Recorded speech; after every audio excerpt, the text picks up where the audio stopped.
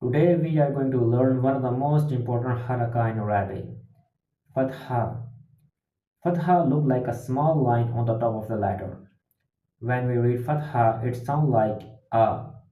Repeat after me slowly Arabic alphabet with Fatha.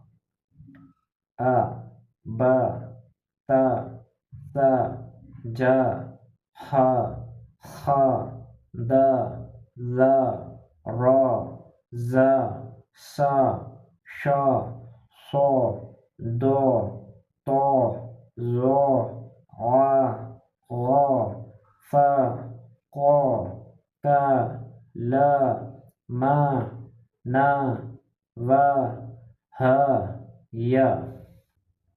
Now let's practice some words with Fatha. مثل, ترك, بصر, ختم, حسد, جمع, رفع, ذهب, دخل, شجر, سأل, زعم,